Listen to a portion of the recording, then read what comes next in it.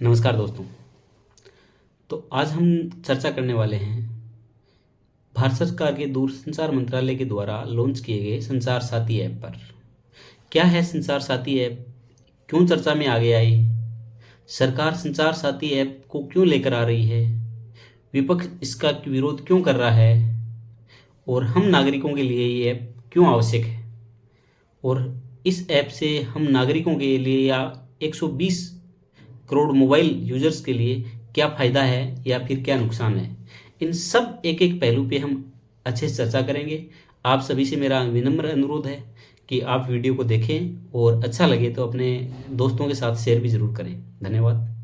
तो चलिए चर्चा शुरू करते हैं। 17 जनवरी 2025 को भारत सरकार के दूरसंचार मंत्रालय के द्वारा एक ऐप लॉन्च किया गया और उस ऐप का नाम था संचार साथी ऐप।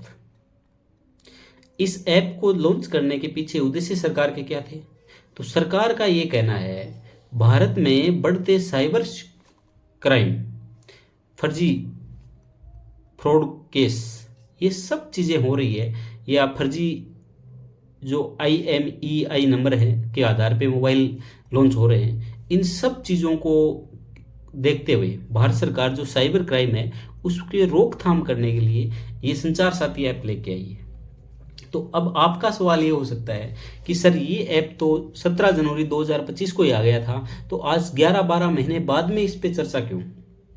तो पहले ये लॉन्च हुआ था, उस टाइम हमें ये अपने पास ये ऑप्शन था कि कोई भी मोबाइल यूज़र है वो इसमें कोई भी प्रकार मोबाइल उस प्ले स्टोर से जाके क्या कर सकता है, अपने फ़ोन में डाउनलोड कर सकता है। लेकिन हाल फिलहाल में सरकार का एक आदेश जारी हुआ।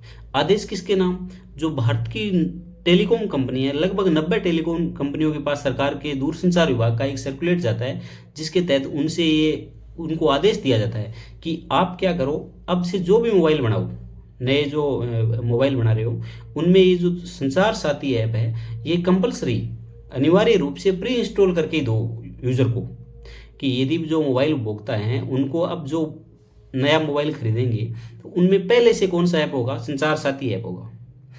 अब विवाद यहीं से खड़ा होता है। सरकार का ये कहना है कि ये मोबाइल है ये साइबर सिक्योरिटी को बढ़ावा देगा और साइबर फ्रॉड हो रहे हैं, साइबर क्राइम हो रहे हैं, उनको रोकेगा। अब ये सरकार ये भी कह रही है कि ये मोबाइल चोरी हो गया, आपका मोबाइल गुम हो गया, तो इसको ट्रेसिंग करने में ईजी होगा। सरकार का ये भी कहना है, दूसरा पक्ष सरकार का, नंबर एक, आपका मोबाइल अगर चोरी हो गया, गुम हो गया, तो उस आधार पे आपके मोबाइल की ट्रेसिंग की जा सकती है इस ऐप से, क्योंकि ये ऐप डिलीट नहीं हो सकता। दूसरी बात सरकार ये कह रही है कि यदि कोई फर्जी या क्लोन जो IMEI के आधार पे कोई नंबर बनते हैं, एक IMEI नंबर होता है, international mobile equipment identity number होते हैं, अपने प्रत्येक मोबाइल के होते हैं। तो ये जो फर्जी क्लोन बनते हैं मोबाइल के, जैसे मेरे मोबाइल के कोई IMEI नंबर हैं, उसी के आधार पे दूसरा मोबाइल बन गया, तो अगर उस आधार पे फ्रॉड होते हैं तो फिर वो फर्जी मोबाइल वाला कोई फ्रॉड करता है तो वो तो पकड़ा नहीं जाएगा, जबकि मेरे नाम सारी चीज़ें हो जाएगी। तो ऐसी सिचुएशन में उन लोगों को ट्रेस करने के लिए भी सरकार ने ये ऐप लॉन्च की है। दूसरी बात है, जो फिशिंग SMS वगैरह है या फिर इन सब की शिकायत भी की जा सकती है। तो अब हम देखते हैं विवाद का कारण क्या है। भाई सरकार का पक्ष ठीक है, आप कहोगे कि सरकार तो ठीक कर रही है, तो फिर भाई जो साइबर क्राइम है इस पर रोकथाम की जिम्मेदारी सरकार की बनती है। बिल्कुल सही बात है, लेकिन यहाँ पर दो पक्ष उभर के आ रहे हैं। विपक्ष का आरोप है कि नंबर एक, भारत में डेमोक्रेसी है और डेमोक्रेसी में यूजर, अपने उपभोक्ता या फिर नागरिकों के मोबाइल में कौन सा ऐप होना चाहिए, कौन सा ऐप नहीं होना चाहिए, ये तय करने वाले उपभोक्ता स्वयं हैं। उपभोक्ता संरक्षण अधिनियम 1986 पढ़ा है आपने, तो उसमें भी क्या है, यही तो है कि कौन सी चीज़ खरीदूंगा, कौन सी चीज़ कब खरीदूंगा, कैसे खरीदूंगा, वो डिसाइड मैं करने वाला हूँ। तो विपक्ष का या फिर नागरिकों का ये कहना है कि मेरे मोबाइल में कौन सा ऐप होगा या नहीं होगा, ये सरकार तय नहीं करेगी, ये तय करने वाला उपभोक्ता स्वयं है। दूसरी बात ये आती है कि अगर सरकार इसमें तय करती है स्वयं, तो इससे तो नागरिकों की निगरानी का या फिर ये सरकारी सर्विलांस का डर हो जाएगा, स्नूपिंग फियर, कि ये मतलब निगरानी का भय रहता है। भाई एक व्यक्ति है, उसकी निजी जीवन भी है, और वो व्यक्ति कहीं घूमने भी जाता है, वो कुछ चीज़ों को व्यक्त भी करता है। मैं किससे बात करता हूँ तो चीज़ों को इधर उधर बहुत चीज़ें होती है जो व्यक्तिगत पर्सनल होती है।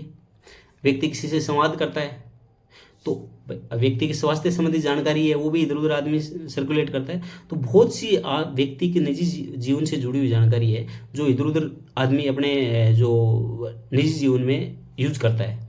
तो अब उपभोक्ताओं का ये कहना है कि इस ऐप से सरकार व्यक्ति के निजी डेटा का क्या कर रही है, स्टोर कर रही है। तो ये तो फिर निजता का उल्लंघन हो गया।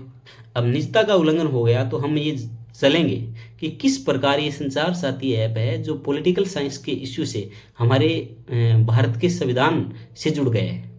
संवैधानिक कोई भी सरकार के द्वारा किया गया कार्य हमारे पॉलिटिकल साइंस या फिर कॉन्स्टिट्यूशन की बात करें उसको कहीं न कहीं से वो प्रभावित करता ही है। सो हमारे संवैधानिक इश्यू की दृष्टि से भी ये मुद्दा क्या बन गया है, बहुत ज़्यादा अहम बन गया है। तो अब आप कहोगे सर मौलिक अधिकारों का उल्लंघन कैसे करता है, प्राइवेसी का उल्लंघन कैसे होता है, इस पे हम चर्चा करने वाले हैं।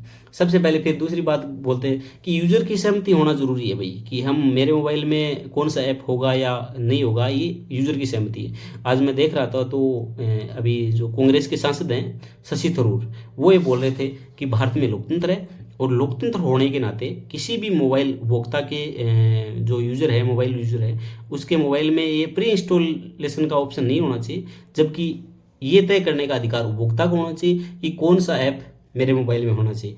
यदि उपभोक्ता को आवश्यकता है तो उपभोक्ता स्वयं इसको अपने मोबाइल में डाउनलोड कर सकता है। उस पर जबरन कोई चीज़ थोपी जा रही है वो सही नहीं है।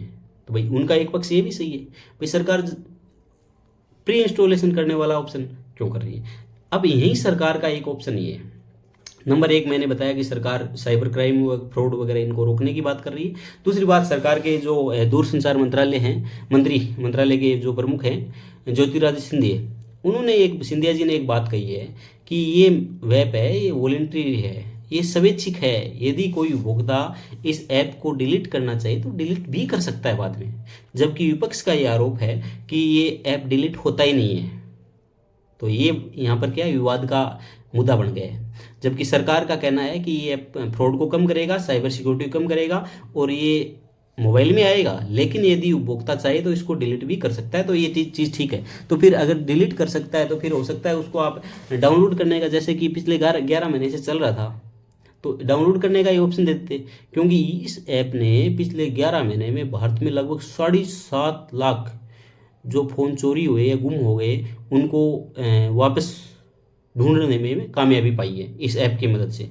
तो ये चीज़ उपयोगी है इसलिए आज तक लगभग भारत में 5 करोड़ उपभोक्ताओं ने इसको अपने मोबाइल में इंस्टॉल किए। तो उपयोगी है, जिसको उपयोगी लगेगा वो खुद डाउनलोड कर सकता है। ये सब चीज़ें।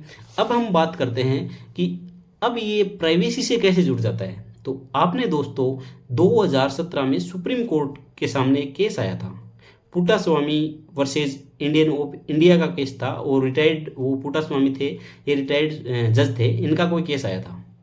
उसमें सुप्रीम कोर्ट ने ये बोला कि प्राइवेसी है, निजता है, वो संविधान के अनुच्छेद 21 के तहत जीवन के अधिकार में शामिल है। अर्थात ये निजी जीवन का अंग है। गरिमापूर्ण जीवन जीने के लिए निजता बहुत जरूरी है। एक छोटा सा उदाहरण लेते हैं, पर्सनल चीज़ें हैं वो कहीं लीक हो जाए तो शायद मेरी जो गरिमापूर्ण जीवन है उसको कहीं ना कहीं हानि पहुंचती है। ये बात सही है सर। तो ये बात सुप्रीम कोर्ट ने बोली थी 2017 के पुट्टास्वामी केस में। और भारत का प्राइवेसी से जुड़ा हुआ सबसे बड़ा केस था पुट्टास्वामी, जिसमें पहली बार ये तय हुआ था कि निजता व्यक्ति के जीवन को गरिमापूर्ण बनाने के लिए एक महत्वपूर्ण भाग है। क्योंकि व्यक्ति कहीं भी घूमता भी है, फिर आदमी निजी जीवन से जुड़ी हुई चीज़ें भी करता है। डेटा, व्यक्ति की जो डेटा है या फिर मेरी फ्रीडम है, ये सब आदमी के निजी जीवन के अंग हैं। तो इस आधार पे हम देखें तो विपक्ष का आरोप कहीं ना कहीं सही भी है कि भाई आप निजी जीवन में दखल क्यों दे रहे हो। तो अब आपका अगला सवाल ये हो सकता है, तो क्या सर फिर निजता अब्सोल्यूट है क्या? निजता के अधिकार का उल्लंघन कभी भी नहीं किया जा सकता क्या? तो सवाल यहाँ पर यह आता है कि हमारे संविधान का भाग 3 है मौलिक अधिकार, उसमें कोई भी अधिकार एब्सोल्यूट नहीं है, सारों पे रिस्ट्रिक्शन लगे हुए हैं। युक्ति युक्त प्रतिबंध एब्सोल्यूट नहीं है। राष्ट्रीय सुरक्षा का मामला हो, सार्वजनिक कानून व्यवस्था बनाए रखने लॉ एंड ऑर्डर का मामला हो, या फिर स्वास्थ्य एवं आपदा प्रबंधन जैसी चीज़ें हो, तो उस आधार पर सरकार उस पर प्रतिबंध लगा सकती है। लेकिन कैसे होने चाहिए, युक्ति युक्त प्रतिबंध होने चाहिए, कानून की नज़र में प्रतिबंध सही होने चाहिए, तार्किक, और ये तभी होने चाहिए जब इससे जुड़े हुए मुद्दे प्रभावित हों। राष्ट्रीय सुरक्षा को अगर कहीं न कहीं खतरा हो तो ऐसी सिचुएशन में प्रतिबंध लगाया जा सकता है। कानून व्यवस्था यदि संकट में आ जाए तो तब प्रतिबंध लगाया जा सकता है, लेकिन ऐसे सरकार अपनी मनमर्जी से कुछ भी नहीं कर सकती, ऐसा अपने का क्या निजता का अधिकार ये कहता है। ठीक है, अब आप कहोगे कि सर ये जो पुट्टास्वामी केस है, इससे पहले भी केस आए कि हाँ, इससे पहले भी सुप्रीम कोर्ट के सामने बहुत से केस आए, 1954-55 से केस आने शुरू हो गए, लेकिन तब सुप्रीम कोर्ट ने यही कहा कि निजता मौलिक अधिकार नहीं है, जीवन जीने के अधिकार का हिस्सा नहीं है, ये सारी चीज़ें थी। इसके अलावा आपने एक 2018 में आधार जजमेंट भी सुना था। सुप्रीम कोर्ट की संवैधानिक बेंच ने आधार कार्ड पे भी एक डिसीजन दिया था, जिसमें सरकार ने सुप्रीम कोर्ट ने ऐसा बोला था कि आधार वैध है, आधार का उपयोग सरकारी सेवाओं में फ़ायदा लेने के लिए सरकार चाहे तो कर सकती है, लेकिन निजी कंपनियां हैं, टेलीकॉम कंपनियां या फिर और भी कोई भी मार्केट में जो प्राइवेट कंपनियां हैं, वो नागरिकों से आधार देने के लिए क्या नहीं कर सकती, उनको बाध्य नहीं कर सकती कि आपको अधिकार देना ही पड़ेगा। तो इस आधार पे उन्होंने बोला, सुप्रीम कोर्ट ने बोला कि नागरिकों के निजी डेटा का बड़े लेवल पर संग्रह करना क्या है, बहुत गलत है। और एक बात आपको बताया, 2023 का जो भारत सरकार का जो डेटा प्रोटेक्शन एक्ट है, डेटा प्रोटेक्शन एक्ट भी ये कहता है कि किसी व्यक्ति की निजी जानकारी को जब बहुत आवश्यक हो सरकार को, तभी वो संग्रह कर सकती है, और वो भी ऐसी सिचुएशन में उस डेटा की सुरक्षा की पूरी जिम्मेदारी किसकी है, सरकार की जिम्मेदारी है। तो यहाँ पर दोस्तों क्या चीज़ें आ रही है, दो पक्ष उभर के आ रहे हैं। अब यहाँ पर एक चर्चा ये भी आ रही है, आप बोलोगे कि सर भारत सरकार के जो सूचना प्रसारण विभाग है, इस मंत्रालय ने, दूरसंचार विभाग ने सरकार जो 90 टेलीकॉम कंपनियों को ऐसा बोला है कि आपको ये प्री इंस्टॉलेशन करना पड़ेगा, वो कंपनियां मना कर दे तो ये बात भी एक मुद्दा आता है। क्योंकि आपको पता होगा जो एप्पल है, एप्पल कंपनी है, इसकी कुछ प्राइवेसी है, इसके रूल ये कहते हैं कि एप्पल कंपनी अपने यूज़र की सिक्योरिटी के लिए किसी भी थर्ड पार्टी को कोई भी डेटा शेयर नहीं कर सकती है। तो इस आधार पे एप्पल शायद चैलेंज भी कर दे चीज़ों को। तो ये मामला थोड़ा सा अभी चर्चा का मुद्दा है। तो आपको ये सब जानने के लिए मैंने ये वीडियो बनाया है, तो आप थोड़ा सा ध्यान रखिएगा। संचार साथी ऐप है क्या, तो ये फ्रॉड या साइबर सिक्योरिटी को, फ्रॉड या फिर साइबर क्राइम है, उनको रोकने के लिए सरकार के द्वारा लॉन्च किया गया ऐप है। ये शुरुआत में लॉन्च 17 जनवरी 2025 को किया गया था। अभी सरकार ने टेलीकॉम कंपनियों को आदेश दिया कि आप इसमें प्री इंस्टॉलेशन करो।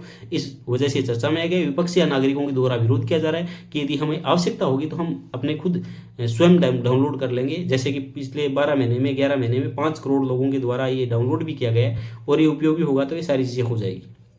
दूसरी बात, सरकार का पक्ष है कि ये हम फ्रॉड को रोकने के लिए कर रहे हैं। विपक्ष का आरोप है कि लोकतंत्र है, लोकतंत्र में कोई भी चीज़ जबरन नहीं थोपी जानी चाहिए। तो दोनों ही पक्ष हैं।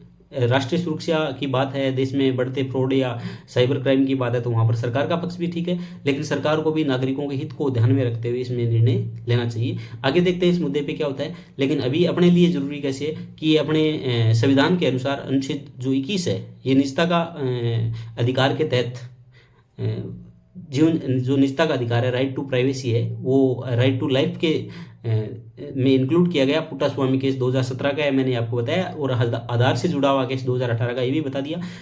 ये केस है जो ये जो संचार साथी ऐप है, इससे जुड़े हुए पूरे केस हैं, वो अपना संविधान का अनुच्छेद 21 है, उसको उससे भी जुड़ा हुआ है। इसके अलावा संविधान का जो अनुच्छेद 19 है, स्वतंत्रता का अधिकार, कहीं भी घूमने फिरने का अधिकार है, या फिर व्यक्ति का अधिकार है, या फिर इवन 14 का जो निजता समानता का अधिकार है, इससे भी जुड़ा हुआ है। तो ये सब चीज़ें जुड़ी हुई है। तो आप देख लेना, चर्चा में आ गए। तो अब आने वाले 1-2-3 महीने के एग्जाम होते हैं अपने, तो उसमें इससे जुड़े हुए क्वेश्चन मिल सकते हैं आपको, निजता के अधिकार से जुड़े हुए विभिन्न केस मिल सकते हैं। तो ये थोड़ा सा ध्यान में रखोगे। धन्यवाद दोस्तों। ओके।